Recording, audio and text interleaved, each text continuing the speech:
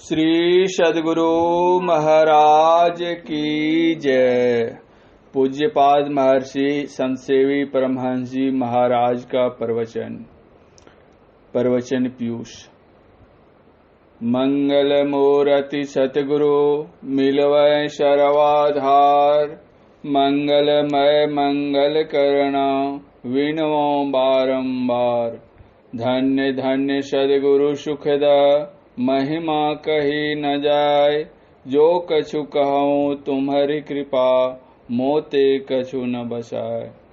आदरणीय सज्जन वृंद, आदरणीय माताओं एवं भक्तिमती बहनों, आप जिन सज्जनों ने मुझ अकिंचन का स्वागत और अभिनंदन किया है, उन सभी सज्जनों का मैं अभिनंदन करता हूँ। अभी आप लोग रामचरितमानस के उत्तरकांड का पाठ सुन रहे थे। माया इस न आप कहें, जान कही सो जीव, बंध मोक्ष प्रद सर्व पर माया प्रेरक शिव। इस दोहे में जगत, माया, जीव और जगदीश, इन तीनों की चर्चा आई है। जगत जड़ है, जीव चेतन है और इन दोनों के पड़े जगदीश हैं। जड़ या अज्ञानमय पदार्थ, चेतन यानी ज्ञानमय पदार्थ। जड़ होने के कारण जगत को न तो अपना ज्ञान है, न जीव का और न जगदीश का। जीव चेतन होने के कारण जड़ जगत का ज्ञान रखता है, किंतु न तो अपने स्वरूप का और न सर्वेश्वर रूप स्वरूप का ही प्रत्यक्ष ज्ञान इसको है।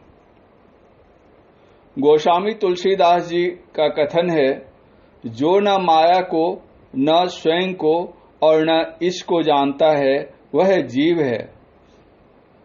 अथवा जो अपने को मायापति नहीं मानता, बल्कि अपने को मायाधीन जानता समझता है, वह जीव है। और जो माया का प्रेरक, बंध मोक्ष का प्रदाता और सर्वपर है, वह पीव है, यानी सबका कल्याणकारी प्रभु है। आज हम गुरुदेव महर्षि में ही परमहंस जी महाराज की भाषा में कहना चाहेंगे कि इस विषय में उनके विचार क्या हैं। उनका कथन है, जो माया, ईश्वर और अपनी आत्मा को नहीं जानता है, उसे जीव कहते हैं।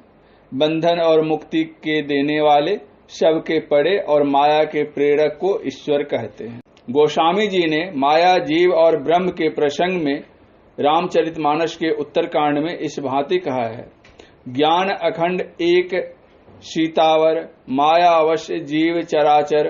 अर्थात एक राम ब्रह्म ही पूर्ण ज्ञानी है और सब अस्थावर जंगम जीव मात्र माया के वश में है, तथा माया वश्य जीव अभिमानी, इस वश्य माया गुण खानी।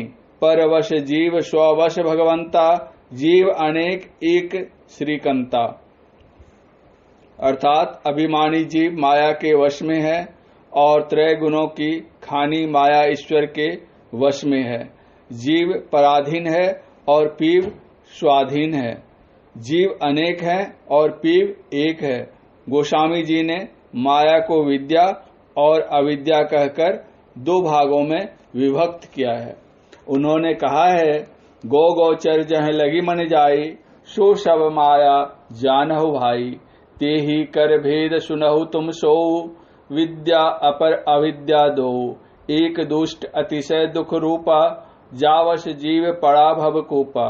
एक रचई जग गुण वश जाके, प्रभु प्रेरित नहीं निज बल ताके। हे भाई, इंद्रियों को जो कुछ प्रत्यक्ष है और जहां तक मन जाता है, वह सब माया ही जानो। उसके जो भेद हैं उसे भी सुनो। एक विद्या माया और दूसरी अविद्या माया है। एक अविद्या माया अत्यंत दुख रूपा है कि जिसके वश में पड़कर जीव संसार रूपी कुएं में पड़ा रहता है। दूसरी वह विद्या माया जो संसार की रचना करती है, उसके वश में सब गुण है, उसको अपना बल नहीं है, वह सब कुछ प्रभु की प्रेरणा से करती है। श्रीमद् भागवत गीता के अनुसार अविद्या माया अपरा प्रकृति और विद्या माया परा प्रकृति है। अपरा प्रकृति सगुण और परा प्रकृति निर्गुण है। इन दोनों के पड़े परम प्रभु परमात्मा है। यजुर्वेद अध्याय 11 का प्रथम मंत्र जगत प्रसव करता शब्द का प्रयोग किया गया है। जगत प्रसव करता यह एक समासिक शब्द है। जगत प्रसव करता में 3 शब्द है, कर्ता, प्रसव और जगत। कर्ता ने प्रसव किया जगत का। जगत क्षर है, प्रसव प्रकंपन आदि शब्द जीव चेतन अक्षर है। क्षर और अक्षर के पड़े जो है वह परमाक्षर परम प्रभु परमात्मा है। गुरुदेव के शब्दों में हम कह सकेंगे, क्षेत्र क्षर अक्षर के पार में परमालौकिक जेहरे में ही अंतर विरति करिके भजहु निशिदिन तेहरे। जगत सगुण है, प्रसव निर्गुण है और कर्ता सगुण निर्गुण के पड़े है। जगत प्रातिभाषिक सत्ता है, जीव व्यवहारिक सत्ता है और परम प्रभु परमात्मा पारमार्थिक सत्ता है। जगत भासमान है, यथार्थ में यह है नहीं। गोस्वामी तुलसीदास जी महाराज कहते हैं, रजत शीप मह भास जिमी यथा भानु करवारी यद्यपि मृषाति हूँ काल सो भ्रम न शकर को टारी। यही विधि जग हरि आश्रित रहई यद्यपि असत्य देत दुख अहई। सूर्य की किरणें जब सीपी पर पड़ती हैं तो वह चांदी सी भासती है। वास्तव में सीपी न तो पहले चांदी थी, न अभी है और न भविष्य में होने वाली है, मात्र भासती है। इसी प्रकार रेतीले मैदान पर जब सूर्य की किरणें पड़ती हैं तो वहां जल सी भासती है। वास्तव में जल है नहीं, था नहीं और न होने की संभावना है। अपने दृष्टि दोष के कारण हम असत्य को भी सत्य मान बैठते हैं। यही हमारे दुख का कारण हो जाता है। वैशाख ज्येष्ठ महीने की दोपहरी में जंगल में जब मृग प्यास के से आकुल व्याकुल हो जाता है तब वह जंगल से बाहर होकर चतुर्दिक नजर दौड़ाता है, खोजता है जल कहाँ है। उसकी नजर जब रेतीले मैदान पर पड़ती है तो वहां सूर्य की किरणों के कारण जल की प्रतीति होती है। चौकड़ी भरता हुआ वह मृग उस भासमान जल की ओर बढ़ता है। दौड़ते दौड़ते एक स्थल पर रुक जाता है, देखता है यहाँ पर जल नहीं है, आगे जल है। फिर वह दौड़ता हुआ कुछ दूर निकल जाता है, वहां खड़ा होकर फिर देखता है तो वह पाता है यहाँ भी जल नहीं है और आगे जल है। इस प्रकार दौड़ते दौड़ते वह मृग गिर जाता है और मर जाता है। वहां मरुभूमि में न तो जल था, न है और न होने वाला है। असत्य के पीछे दौड़ते दौड़ते उसका प्राणांत हो जाता है। इसी तरह जगत को सत्य मानकर तदनुकूल व्यवहार हम करने लग जाते हैं। यही कारण है कि संसार में दौड़ते दौड़ते विषयों में चक्कर काटते काटते एक दिन हम भी राम नाम सत्य कहते कहते इस संसार से चले जाते हैं। कोल्हू का बैल बंधा हुआ है। बैल के आगे एक लकड़ी बांधकर उस पर हरी घास की टोकरी रख देते हैं। वह बैल देखता है कि आगे हरी घास रखी हुई है। उस घास को खाने के लिए वह आगे बढ़ता है। जैसे जैसे वह बैल आगे बढ़ता है, कोल्हू में जो सरसों रखी हुई होती है वह पीसती जाती है और तेल निकलता जाता है। बैल यह समझता है कि अब घास मिलेगी तब घास मिलेगी, लेकिन घास के पास वह नहीं जा पाता है। उसके ग्रास की आस उसके मन में ही रह जाती है। उसी तरह संसार के विषयों में सुख मिलेगा ऐसा हम सोचते हैं। ऐसा भी सोचते हैं आज सुख मिलेगा, आज शांति मिलेगी। अच्छा, आज नहीं तो कल ही सही शांति मिलेगी। जो भासमान है उसमें सुख शांति कहाँ। यही कारण है कि विषयों के पीछे दौड़ते दौड़ते हम थक जाते हैं, लेकिन सुख का मुख देख नहीं पाते। गोस्वामी तुलसीदास जी महाराज कहते हैं, सीपी में चांदी का और रेतीले मैदान में पानी का भ्रम होता है, उसका कारण सूर्य की किरण है। उसी तरह परम प्रभु परमात्मा के आधार पर संसार भासता है, लेकिन वास्तव में संसार है नहीं। जिसको हम संसार कहते हैं वह स्वप्नवत है। हम स्वप्न देखते हैं कि हमारे मित्र आए हैं, उनका हम आदर सत्कार करते हैं, उनको हम खिलाते हैं, पिलाते हैं, बैठाते हैं, सब तरह की बातें करते हैं। लेकिन जब हमारी नींद टूट जाती है तब हम देखते हैं न हमारे मित्र हैं, न हमने किसी तरह का स्वागत किया है, न हमने कुछ खिलाया पिलाया और न बातचीत की। जब हम निद्रा अभिभूत थे तब उस घटना को सत्य मान रहे थे। जब हमारी नींद टूट जाती है तब हम समझते हैं कि वे सभी असत्य थे। उसी तरह अज्ञान की नींद में जब तक हम सोए हुए हैं तब तक यह संसार सत्य भासता है। जिस दिन अज्ञानता की निशा से हम जग जाएंगे तब हम जानेंगे कि सत्य क्या है। जिस क्षण अज्ञानता की निशा समाप्त हो जाएगी उसी क्षण ज्ञान का प्रभात हमारे सामने आ जाएगा। गोस्वामी जी के शब्दों में कह सकेंगे, यही जग जामिनी जागहि जोगी, परमारथि प्रपंच वियोगी, जानिए तब ही जीव जग जागा, जब सब विषय विलास विरागा, होई विवेक मोह भ्रम भागा, तब रघुनाथ चरण अनुरागा। जिस तरह सूर्योदय होने पर रात का अंत हो जाता है और दिन का आरंभ हो जाता है, अंधकार का नाश हो जाता है और प्रकाश का विकास हो जाता है, उसी तरह जब अज्ञानता रूपी रात्रि का नाश हो जाएगा, माया समाप्त हो जाएगी, तब हम ज्ञान में प्रतिष्ठित हो जाएंगे। हम अपने को जान लेंगे और प्रभु का भी प्रत्यक्ष ज्ञान कर लेंगे। जब तक हम अपने को नहीं जान लेंगे प्रभु को नहीं जान सकेंगे। गोस्वामी तुलसीदास जी महाराज कहते हैं, यद्यपि माया सत्य है लेकिन दुख देती है। आप कहेंगे कि जो असत्य है वह दुख कैसे देगी? एक बहुत अच्छा दृष्टांत है। एक लड़के ने विवाह किया। वह अपनी पत्नी के साथ घर लौट रहा था। देहात जाना था।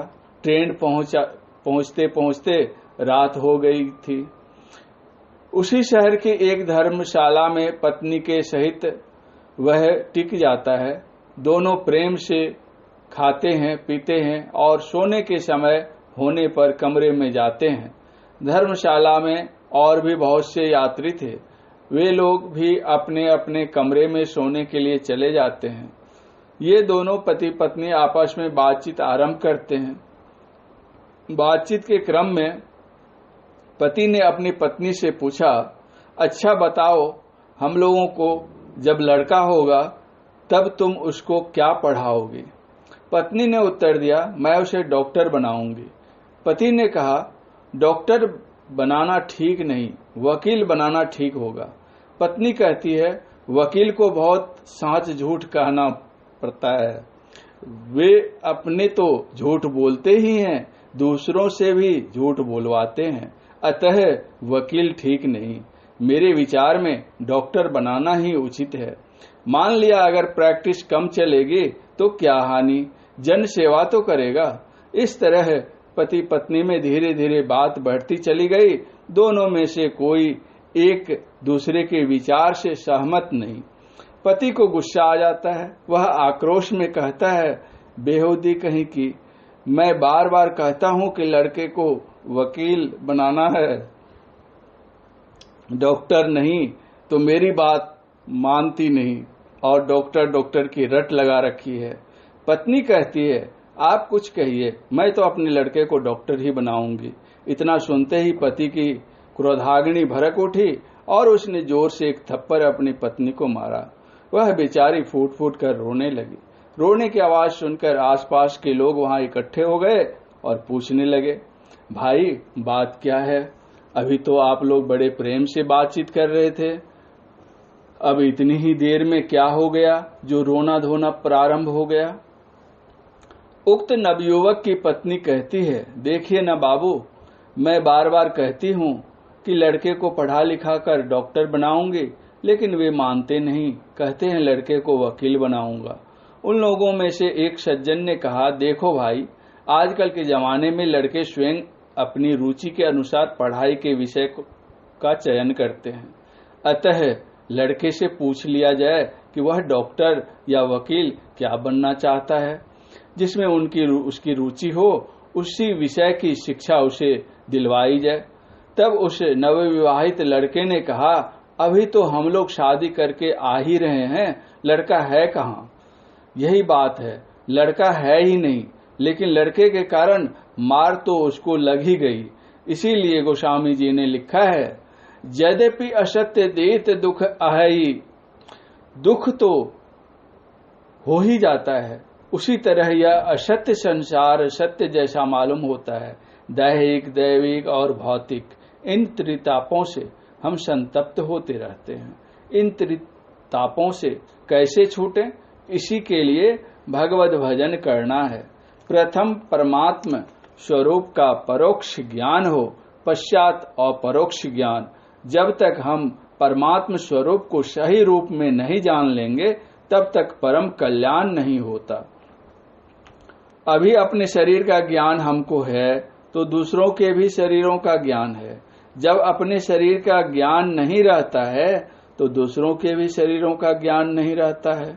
इसलिए हम कौन हैं, जब तक अपने स्वरूप का ज्ञान नहीं होगा, तब तक परमात्म स्वरूप का ज्ञान नहीं होगा।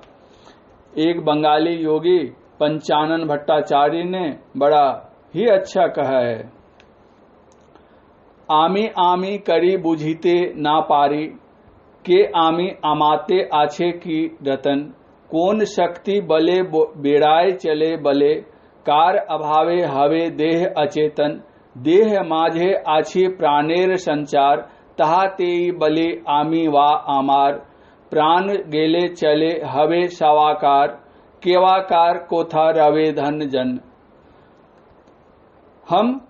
हम कहते हैं, हम कौन हैं? क्या यह शरीर हम है अथवा कोई इंद्रिय हम है? यह हमारा शरीर है, लेकिन हम शरीर नहीं है। इंद्रियां हमारी नहीं है, हम इंद्रियां नहीं है। हम कौन है? हम कहते हैं हमारा मन नहीं लगता है, हमारी बुद्धि काम नहीं कर रही है। हम कहते हैं हमारी देह दुख रही है। ये सारी बातें हमारी हैं, लेकिन हम स्वयं कौन हैं? हम समस्त शरीरों और इंद्रियों से पृथक हैं। भगवान श्री कृष्ण ने कहा है, वाशान से जीर्णानि यथा विहाय नवानि गृहाणि नरोपराणि, तथा शरीराणि विहाय जीर्णानि संयाति नवानि देहि। श्रीमद् भागवत गीता अध्याय 2 श्लोक 22। जिस तरह पुराने वस्त्रों को छोड़कर प्राणी नए नए वस्त्रों को शरीर पर धारण करता है, उसी तरह यह जीव शरीर रूपी कपड़ों को छोड़ते हुए, यानी पुराने शरीरों को छोड़ते हुए नए नए शरीरों को धारण करता है। जब से हम लोगों ने शरीर धारण किया है, तब से जब तक कितने कपड़े हम लोगों ने पहने हैं, किसी को याद नहीं है। शरीर वही है, कपड़े फटते गए, बदलते गए।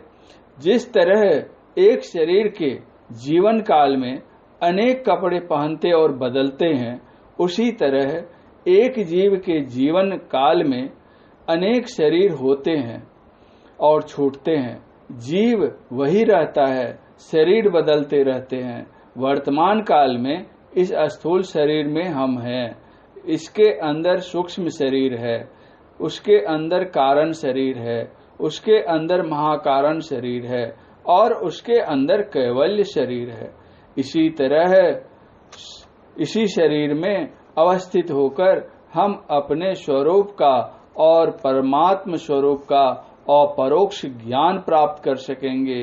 जो साधक इस स्थिति को प्राप्त कर लेते हैं, उनके समक्ष माया और उसकी सेना मैना की तरह मैं ना कहती हाथ जोड़े खड़ी रहती है। पूज्यपाद महर्षि संतसेवी परमहंस जी महाराज का यह प्रवचन दिनांक 1/4/1995 ईस्वी को अखिल भारतीय संत मत सत्संग का 84वां वार्षिक महाधिवेशन बोकारो के सत्संग में हुआ था। श्री सद्गुरु महाराज की जय।